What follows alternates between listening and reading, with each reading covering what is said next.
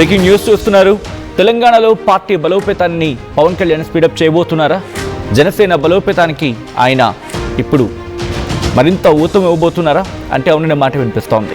Municipal ఎన్నికలు దగ్గర పడుతున్న క్రమంలో మున్సిపల్ ఎన్నికల్లో పోటీకి జనసేన కార్యాచరణ సిద్ధం చేసుకుంటోంది. దానికి సంబంధించిన బ్రేకింగ్ న్యూస్ చూస్తున్నారు.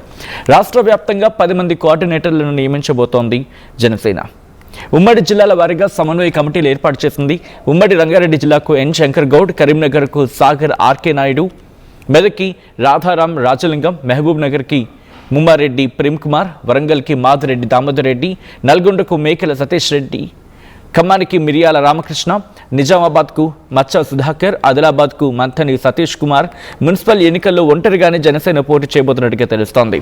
ఇటు తెలంగాణలో కూడా తన ప్రాబల్యాన్ని తన ప్రభావాన్ని చాటి చెప్పాలనుకుంటోంది జనసేన. దానికి సంబంధించి ఒకసారి ఆ లెటర్ని మీరు చూడడం జరుగుతోంది. ఫ్రమ్ ద బిగినింగ్ వెళ్ళే ప్రయత్నం చేద్దాం. లెటర్కి సంబంధించి ఒకసారి హోల్డ్ చేయండి. తెలంగాణ రాష్ట్రంలో త్వరలో నిర్వహించబోతున్న మున్సిపాలిటీ కార్పొరేషన్ల ఎన్నికలకు సంబంధించి జనసేన పక్షాన కోఆర్డినేషన్ కమిటీ నియమిస్తూ పార్టీ అధ్యక్షులు శ్రీ పవన్ కళ్యాణ్ గారు నిర్ణయం తీసుకున్నారు. ఈ ఎన్నికల్లో జనసేన పోటీ చేసేందుకు సమాయత్తమైంది. ఇందుకు సంబంధించి సమన్వయ కమిటీని నియమిస్తూ అందులోని సభ్యులు ఒక్కొక్కరికి ఒక్క ఉమ్మడి జిల్లా బాధ్యతలను అప్పగించారు అంటూ కూడా మనం చెప్పిన ఆ లిస్ట్ని ఎవరెవరికి ఎక్కడెక్కడ బాధ్యత అప్పచెప్పిందనేది దాంట్లో మెన్షన్ చేసిన క్రమం. సో ఇప్పుడు ఎటువంటి ప్రభావం చూపించే అవకాశం ఉంది? ఎందుకంటే ఇక్కడ జనసేనకు సంబంధించి ఒక్కసారి బ్రీఫ్గా మాట్లాడుకునే ప్రయత్నం చేద్దాం తెలంగాణకి. ఎందుకంటే ఆంధ్రప్రదేశ్లో సంచలనం సృష్టించింది అక్కడ 100% స్ట్రైక్ రేట్తో వెళ్ళిన సందర్భం. అయితే మెంబర్షిప్ డ్రైవ్ని ఇక్కడ ప్రారంభించింది. పార్టీ సభ్యత్వ నమోదు కార్యక్రమాన్ని వేగవంతం చేసింది. కమిటీలని ఏర్పాటు చేసుకుంది. తెలంగాణలో తన ప్రభావాన్ని చూపించేందుకు ప్రయత్నం చేస్తోంది. 2023 అసెంబ్లీ ఎన్నికల్లో ఒక అడుగు ముందుకు వేస్తుందని చెప్పుకోవాలి. ఎందుకంటే అప్పుడు బీజేపీతో పొత్తు పెట్టుకొని 8 స్థానాల్లో పోటీ చేస్తుంది. మీకు తెలిసి ఉంటుంది, ఖమ్మం, కూకట్పల్లి, కోదాడ లాంటి ప్రాంతాల్లో కూడా పోటీ చేసినప్పటికీ సీట్లు గెలవలేకపోయింది. ఇప్పుడు ఎటువంటి ప్రభావాన్ని చూపించవచ్చు? ఎక్కడెక్కడ పోటీ చేసే అవకాశం ఉంది? ఎక్కడెక్కడ ప్రభావాన్ని చూపించవచ్చు? జీహెచ్ఎంసీలో ఏ మేరకు ప్రభావం చూపించే అవకాశం ఉంది? డీటెయిల్గా మాట్లాడుకునే ప్రయత్నం చేద్దాం. మా ప్రతినిధి మధు అప్డేట్స్ అందించేందుకు సిద్ధంగా ఉన్నారు. మధు, ఇటు తెలంగాణలో కనుక జనసేన పోటీ చేస్తే ఎటువంటి ప్రభావం చూపించే అవకాశం ఉంది? ఎక్కడెక్కడ ప్రభావం చూపించే అవకాశం ఉంది? ఏ ప్రాంతాల మీద ప్రభావం చూపించే అవకాశం ఉంది? ఏ మేరకు ఇంపాక్ట్ చూపించవచ్చు? సాధారణంగా పవన్ కళ్యాణ్కి రాష్ట్ర వ్యాప్తంగా 2 తెలుగు రాష్ట్రాల వ్యాప్తంగా భారీగా అభిమానులు ఉంటారు. అందులో పెద్దగా యువకులు ఎక్కువ పెద్ద సంఖ్యలో ఉండడంతో కాస్త రాజకీయంగా దాన్ని మలుచుకునే ప్రయత్నం చేస్తున్నట్టుగా తెలుస్తా ఉంది. ఆంధ్రప్రదేశ్ లో అధికారంలో ఉండడం, తర్వాత తెలంగాణలో పార్టీని బలోపేతం చేయాలనేటువంటి దిశగా పవన్ కళ్యాణ్ అడుగులు పడుతుండడంతో ఈ మధ్య కాలంలోనే అన్ని కమిటీలు రద్దు చేసి కమిటీలు వేశారు. ఇప్పుడు కోఆర్డినేటర్లను నియమించినటువంటి పరిస్థితి. 10 మందిని వచ్చేటువంటి జిహెచ్ఎంసీ ఎన్నికల్లో కూడా పోటీ చేయాలనేటువంటి ఆలోచనతో జనసేన పార్టీ పవన్ కళ్యాణ్ అధినేత ఉన్నట్టుగా తెలుస్తా ఉంది. ఇక్కడ ఉన్నటువంటి నాయకులపైన సీరియస్ అయ్యారు. పార్టీని బలోపేతం చేసే దిశగా ఎవరు అడుగులు వేయలేదు. ఆంధ్రప్రదేశ్ లో అధికారంలో ఉన్న కనీసం తెలంగాణలో ప్రజా సమస్యల పైన పార్టీ కనీసం వాయిస్ వినిపించట్లేదు, దానికి సంబంధించిన ప్రోగ్రామ్ చేయట్లేదు అనేటువంటి సీరియస్ అయినట్టుగా తెలుస్తా ఉంది. దాంతో పాటే పార్టీ బలోపేతం పైన ముందుకు వెళ్తా ఉన్నారు. ఈ మధ్య కాలంలోనే పార్టీ జనరల్ సెక్రటరీగా రామ్ తల్లూరి అనేటువంటి ఒక యువకుడిని, పవన్ కళ్యాణ్ అత్యంత సన్నిహితుడిని, సినిమా బ్యాక్గ్రౌండ్ ఉన్నటువంటి వ్యక్తిని ఖమ్మం జిల్లా వాసిని నియమించారు. ఇప్పుడు 10 మంది కోఆర్డినేటర్లను వేశారు. వచ్చే మున్సిపల్ ఎన్నికలకు ఒంటరిగా పోటీ చేయాలనేటువంటి ఆలోచన చేస్తా ఉన్నారు.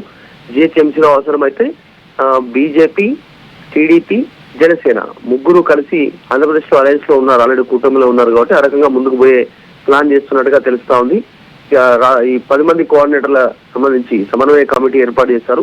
ఉమ్మడి రంగారెడ్డి జిల్లాకు వస్తే ఎన్ శంకర్ గౌడ్, కరీంనగర్ ఏమో సాగర్ ఆర్కే నాయుడు, మెదక్ రాధారాం రాజలింగం, మహబూబ్ నగర్ ముమ్మారెడ్డి ప్రేమ్ కుమార్, వరంగల్ మాదిరెడ్డి దామోదర్ రెడ్డి, నల్గొండ మేకల సతీష్ రెడ్డి, ఖమ్మం మిరియాల రామకృష్ణ, నిజామాబాద్ మత్స్య సుధాకర్, ఆదిలాబాద్ మంతని సతీష్ కుమార్, ఇట్లా 10 కోఆర్డినేటర్లు నియమించారు.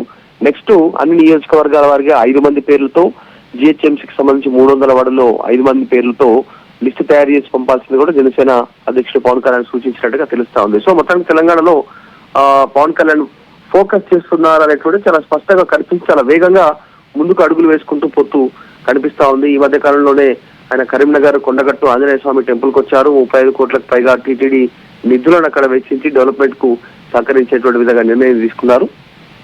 సో మొత్తానికైతే తెలంగాణలో పెద్ద ఎత్తున జనసేన ఫోకస్ చేస్తుంది అనేటువంటి చాలా స్పష్టంగా కనిపిస్తా ఉంది. ఇది ఫ్యూచర్ లో బీజేపీకి అనుకూలంగా మారే అవకాశం కూడా ఉండొచ్చు. అంటే బీజేపీతో కలిసి ఎందుకు పోటీ చేయట్లేదు ఇక్కడ? ఎందుకంటే సాధారణంగా ఆంధ్రప్రదేశ్లో అక్కడ బీజేపీతో జనసేన పొత్తులో ఉంది, అక్కడ పోటీ చేస్తుంది. సో ఇక్కడ కూడా ఏమైనా పోటీ చేసే అవకాశం కనిపిస్తుందా బీజేపీతో, లేకపోతే ఒంటరిగానే ఎందుకు వెళ్ళాలనుకుంటుంది ఇక్కడ? తెలంగాణలో జరుగుతున్న రాజకీయ పరిణామాలను గమనిస్తా ఉన్నారు. ఇటు బీజేపీ కానీ, జనసేన కానీ, ఇంకా మిగతా రాజకీయ పార్టీలు కానీ ప్రస్తుతం గతంలో బీజేపీకి సంబంధించినటువంటిది అంశం గమనిస్తే బండి సంజయ్ అధ్యక్షుడిగా ఉన్నప్పుడు పార్టీ చాలా పీక్స్ లెవెల్లో తీసుకెళ్లగలిగారు. అంటే గ్రామ స్థాయిలో కూడా బీజేపీ గురించి చర్చ జరిగిన బండి సంజయ్ నిర్ణయాలు ఉండేటివి. ఆయనకు సంబంధించిన ప్రోగ్రామ్స్ అట్లా డిజైన్ చేసుకున్నారు. ఏం జరిగిందో, పార్టీలో నిర్ణయం ఏం జరిగిందో సడన్ గా బండి సంజయ్ని పక్కన పెట్టిన తర్వాత ఆ పార్టీ ఒక్కసారిగా గ్రౌండ్ జీరోకి వచ్చినటువంటి పరిస్థితి ఉంది. మళ్ళీ పడిపోయింది. 8 ఎంపీ సీట్లు గెలిచారు, అది మోడీ చరిష్మాతో. 8 ఎమ్మెల్యే సీట్లు గెలిచారు. సో గెలిచినప్పటికీ కూడా పార్టీ మాత్రం గ్రౌండ్ జీరోలో పారుతూ పోతా ఉన్నటువంటి పరిస్థితి. ఒకప్పటిలాగా ఉవ్వెత్తులో ఎగిసే పరిస్థితి లేకపోవడంతో కొత్త కొత్త ఆలోచనలతో ముందుకు పోవాలి. అసలు రాష్ట్రంలో ఏం జరుగుతుంది రాజకీయాలు విస్తృతంగా గమనిస్తూ పోతా ఉన్నాను. ఎందుకంటే ఆల్రెడీ అధికార కాంగ్రెస్ పార్టీ, బీఆర్ఎస్ మధ్య తీవ్రమైనటువంటి పోటీ ఉంటే కొత్తగా కవిత జాగృతి పేరిట పార్టీ పెట్టబోతుందనే చర్చ జరుగుతున్న నేపథ్యంలో ఇప్పుడు జనసేన యాక్టివ్ కావడం వెనకాల కూడా మేబీ బీజేపీ వ్యూహం ఉండొచ్చు. బీజేపీ, జనసేన ఇద్దరు పోటీలో భాగంగా ముందుకు పోయేటువంటి అవకాశం ఉన్నట్టుగా కూడా చర్చ గత కొంతకాలంగా జరుగుతుంది. అంత లాస్ట్ జిహెచ్ఎంసీ ఎలక్షన్ లో పోటీ చేస్తామంటే కిషన్ రెడ్డి, లక్ష్మణ్ ఇద్దరు వెళ్లారు. బీజేపీ నాయకులు పవన్ కళ్యాణ్ దగ్గరికి జిహెచ్ఎంసీ లో పోటీ చేయదు, పూర్తి స్థాయిలో బీజేపీకి మద్దతు తెలపండి అనేటువంటి ఒక స్టేట్మెంట్ ఇప్పించగలిగారు పవన్ కళ్యాణ్ నుంచి. అప్పుడు విత్డ్రా చేసుకున్నారు. సో ఈసారి కూడా జిహెచ్ఎంసీలో పోటీ చేస్తారా, లేకపోతే ఇద్దరు కలిసి సీట్ షేరింగ్ ఏమైనా ఉంటుందా అనేటువంటిది చూడాలి.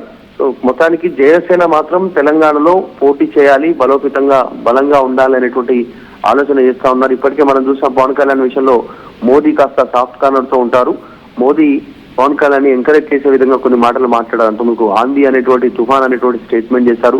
తర్వాత తమిళనాడు, కర్ణాటక, కేరళ, ఆంధ్రప్రదేశ్, తెలంగాణ ఈ ప్రాంతాల్లో పవన్ ని ప్రోత్సహించే అవకాశం ఉంది రాజకీయ పరంగా కూడా. కాబట్టి అన్ని రకాలుగా జనసేన, బీజేపీ కలిసి ముందుకు పోయే పరిస్థితి ఉండొచ్చు ఫ్యూచర్ లో. ప్రస్తుతం మాత్రం పార్టీ బలోపేతం పైన పవన్ కళ్యాణ్ దృష్టి పెట్టడంతో త్వరలోనే తెలంగాణలో యాక్టివ్ కాబోతున్నారు ఏదో ఒక రూపంలో అనేటువంటి ఒక మంచి మెసేజ్ ఇచ్చే ప్రయత్నం చేస్తున్నట్టు కనిపిస్తాం. Right Madhu, thanks for the update. మొత్తంగా అయితే ఇటు మధు చెప్పిన